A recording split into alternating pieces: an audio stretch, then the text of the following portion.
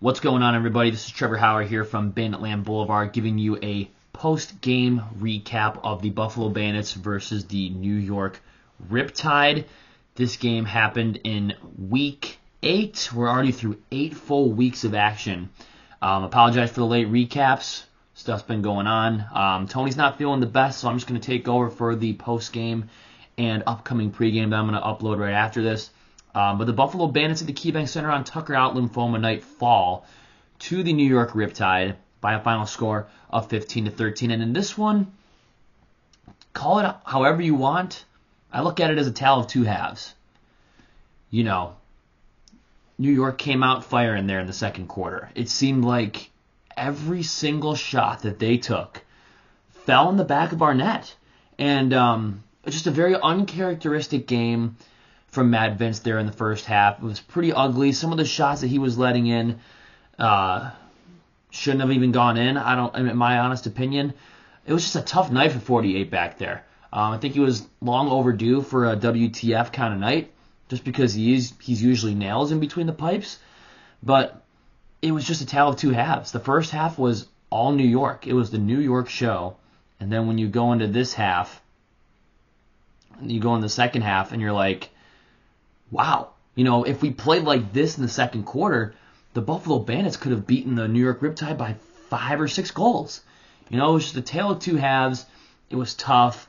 Both teams, special teams, were pretty much locking it down. I know that the Bandits they had an opportunity, a 2-man advantage. They went 1 for 4 on the power play, and New York Riptide went 2 for 4.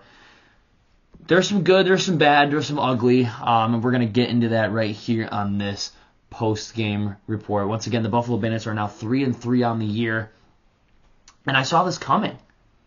Guys, for everyone that was like, oh, we're bringing everyone back, we're going to go 15-3, 16-2, we're going to go 14-4 again. Guys, listen to me. This is not an egotistical thing from me by any stretch of the imagination, but I said going into this year, it was going to be different. It was going to be a lot different. There's a reason why there hasn't been a repeat in the championship since, 2013, 2014? I could be wrong. With the, what was it? Maybe 2011, 2012 with the Rochester Nighthawks? Going to this year is absolutely different.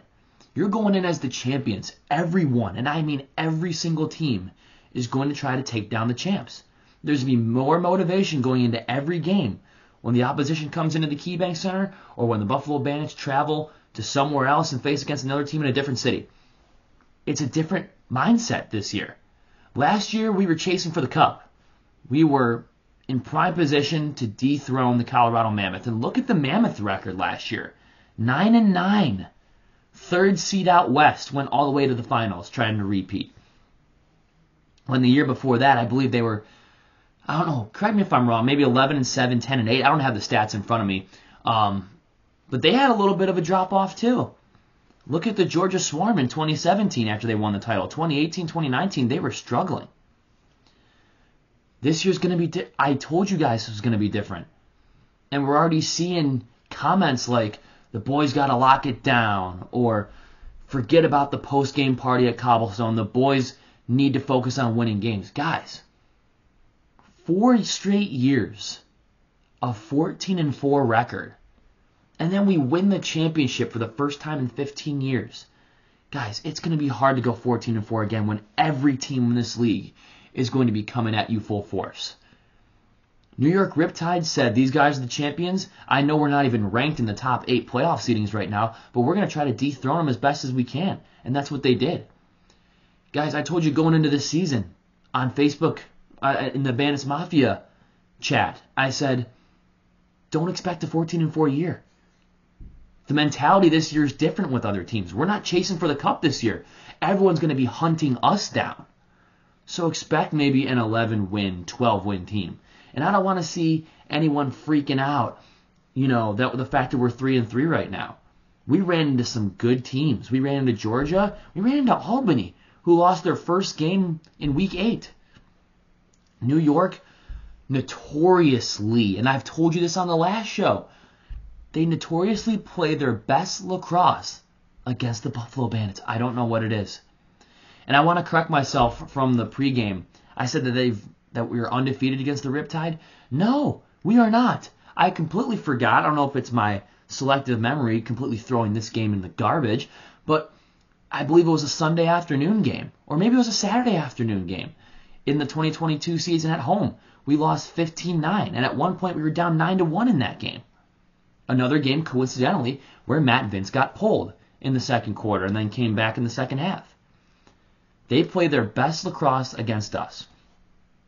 That's my little tangent on the whole, the Bandits aren't who they were before, blah, blah, blah. You just got to give it time, guys. The year they won the title in 2008, they went 10-6. You can't expect to go 14-4 every single year. 41-year-old goalie. I mean, it's so hard to repeat in any sport. In Major League Baseball, nobody's repeated since 1999-2000 with the Yankees. So any sport, it's hard. It's extremely difficult to go back-to-back. But if there were a team, it's these boys. It's the Buffalo Bandits.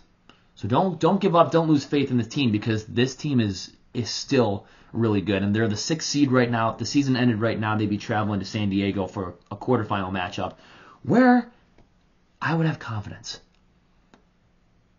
I know for a fact, unlike my previous Riptide statement, I know for a fact that we are undefeated against the San Diego Seals. But the season's not over. A third of the season is all the way through. 3-3. Going back into this Riptide game. I said tale of two halves, but it's more of a tale of one quarter.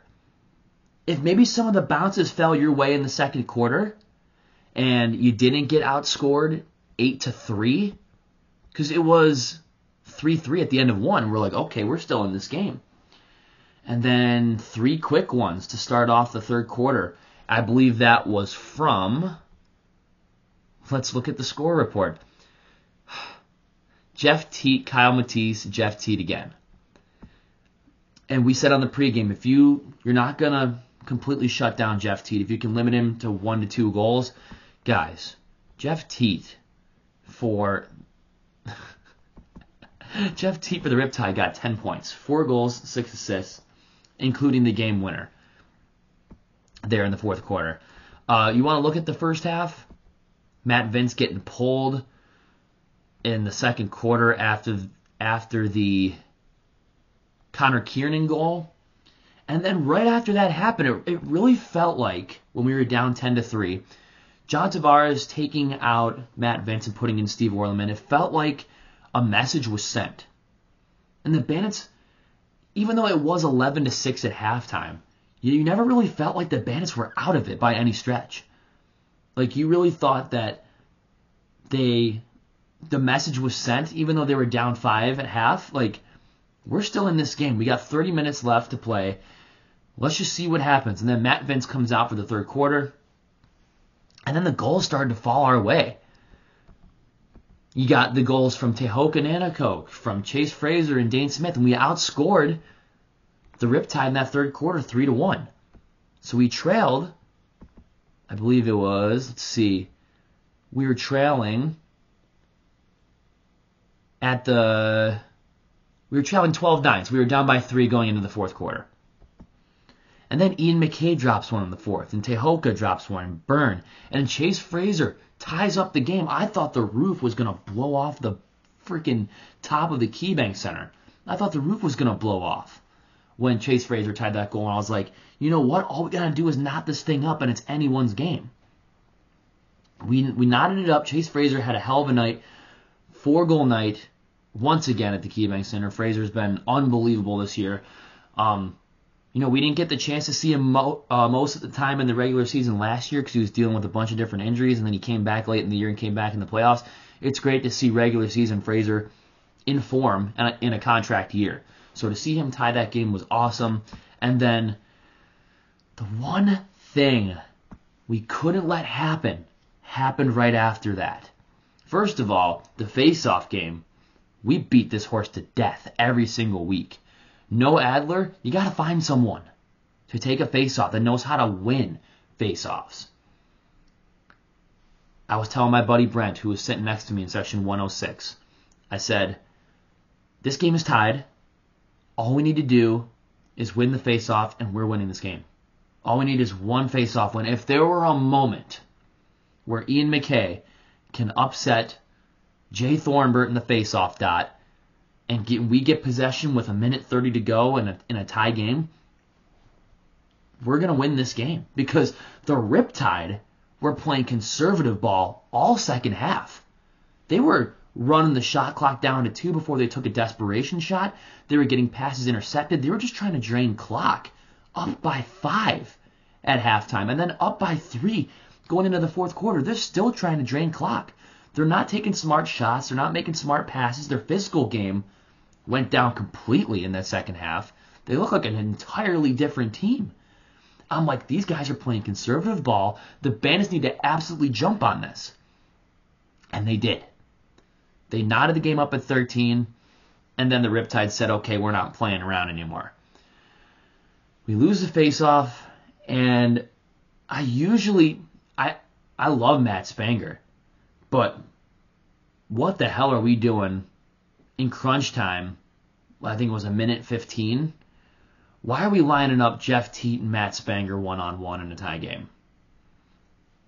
Put 2 guys on Jeff Teat down low, leave a guy open up high, and try to make that or try to block that shot. In crunch time, 13-13.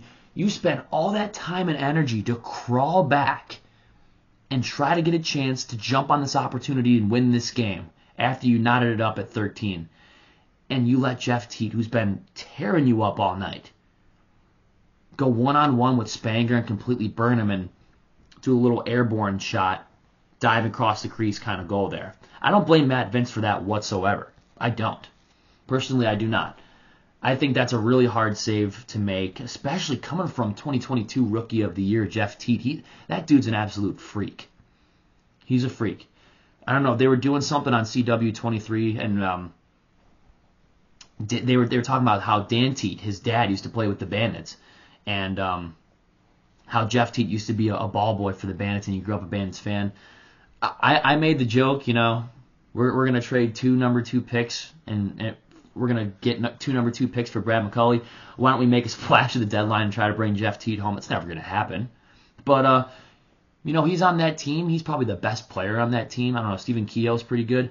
But I still don't know what that play design was. Obviously, you wanted to win the face-off. I mean, there's no question about it. You wanted to win the face-off. Jay Thornburg's the best, I think, statistically in NLL history to ever do it in the face-off dot. And we still don't have that face-off get-off guy. But, I mean, I don't know what the defensive coverage was on that play. It was a cover 0. I call it like the New York Jets defense, leaving one-on-one with your best player. I mean, Spanger's usually locked down there, but it's Jeff Teat one-on-one. You put 2 guys on him, and you leave the restraining line guy open, get in front of it and block it and take it the other way. I think that should have been the game plan all along. And then you go to the fourth quarter. We had an opportunity to go down the field and tie that game again. We had a couple different opportunities. One when the net was pulled. We got a pass to Kyle Buchanan that got blocked in front of the net. Josh Byrne took a shot. I think it hit a post or something. So we had our opportunities there late in the game. And then Chase Fraser gets hit up high, up in the head and neck area, gets no call. Then they take it down to the empty net and score and win that game 15-13. If they called that, the net was already empty. If they called that a penalty, which it should have been a penalty, the Bandits would have had another opportunity to tie the game on a 6-on-4 power play with 10 seconds to force overtime. Referees didn't see that was a penalty. I think that, never been a ref in the sport, but I know one thing is for damn sure. You're not allowed to check a player in the head and neck area over by the jaw. That's a 5-minute penalty. But that's not the reason why the Buffalo Bandits lost. We were chirping the refs pretty hard after the game, like everybody usually does. But you had a 5-on-3 opportunity in the third quarter that you let slip away. The refs actually gave you a 5-on-3 opportunity. You let it slip away. We couldn't win a face-off. once again, we were in the 30% range. I think we were 12 of 31 in the faceoff dot. Less than 50% yet again. Our faceoff numbers are one of the worst in the National Lacrosse League. And, when they have your Dane Smiths locked up and your Josh Burns locked up, that leaves open Chase Fraser, but he can only do so much. We didn't get any goal-scoring production out of Chris Kluche, nothing out of Kyle Buchanan, nothing out of Steve Priolo. Our secondary guys were shut down too by the New York Riptide. That's why every week when Tony and I come on here, we say that you can't take any team lightly, because that's the truth. You really can't take any team lightly. And when you do, you're going to give up 15 goals to a team that's not even in the top 8 playoff seedings. So it's tough, games like that. I know the Bandits are 3-3 on the season right now, and they've lost two out of those 3 games are at home. That's tough. That's a tough look right there. And I see where some of the fans are coming from, when they're saying, is it time to hit the panic button? It's really not, in my honest opinion. But losing 2 out of your 3 games at home, we haven't lost an away game since week 1 or week 2, early December against Albany. So if they just continue to be the Road Warriors, all you got to do is make it. All you got to do is make the playoffs. But, losing games to New York Riptide should be absolutely unacceptable. I know that the boys going into Hamilton to face against the Rock, they're not going to take... They should be coming into this game absolutely heated, absolutely pissed off, because Toronto's going to be coming in on a high. This is the first time I saw in franchise history that the Toronto Rock started off the season 5-0. I'm like, please, we've done that multiple times. You could be happy about that if you want. But Buffalo, I can tell you this, and I'll get into more of this whole thing on the pregame, but Buffalo's going to be coming into this week pissed off. I know there are a lot of Bandit fans going to that game in Hamilton. They're going to be coming into this one pissed off because, bro, you just let the Riptide put up 15 on you at home. You climbed all the way back just to have the win snatched away from you again. Like that old Geico commercial where you got to be quicker than that, and it's the guy with the fishing pole. That's pretty much what happened last Saturday. But I know they're going to be coming into this week pissed off, and I'll be talking more about that on the pregame. Hopefully Tony's feeling better, and we can get him on the postgame after the Toronto game. But if I had to get a Player of the Game award to the New York Riptide, I have to go with Jeff Teat. Jeff Teat is a menace. 4 goals, 6 assists. When you listen to guys like Dane Smith, you can always recognize they always get like a silent 10-point night because you expect them to get 8, 9 points. When they score 10, you're like, yeah, I'm not surprised. Jeff Teat's another one of those players where you're like, wow, like he got 10 points. I didn't even realize it. But at the same point, you do believe it because he's one of the best players in this league. So Jeff Teat's definitely up there. He's definitely my Player of the Game. Player of the Game for the Bandits, I really don't have one at this point other than Fraser. I would go with the coaching staff. I would go with John Tavares. Sending a message, if you didn't pull Matt Vince there in the second quarter, I don't think a message would have been sent. I don't think a rally would have happened.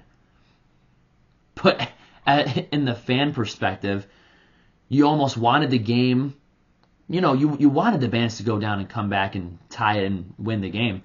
But when they're getting blown out and the building is silent and you can hear a pin drop, it almost hurts that much more that they came back and still lost the game. Like, I know some fans that walking out the building were saying, I knew the game was over when it was 10-3. They should have just kept it that way in a blowout so it wouldn't save me from a second heartbreak. I'm like, I understand where you're coming from, but, the band's going to put on a show for their season ticket holders, for the people that pay money to watch them play. You definitely got your money's worth despite the loss. But I would say the coaching staff. John Tavares, if he didn't pull, Matt Vince, there would be no rally. That was the message that was sent. Maybe a different team in Buffalo that plays in the KeyBank Center. Maybe that coaching staff can take some notes on what John Tavares does with his lacrosse boys, but that's a different story. It's been an episode of Banditland Boulevard from myself, Trevor Howard. We'd like to thank Mitchell's Tavern for being our lone sponsor right now, and for the best beef on weck in town and the best beer selection, go check them out at Mitchell's Tavern. And also, all of our viewers on YouTube, always from the bottom of our hearts, thank you for watching us on YouTube. We love doing these pre-games and post-games for you guys. Make sure that you hit that subscribe button. Just hit the like button too.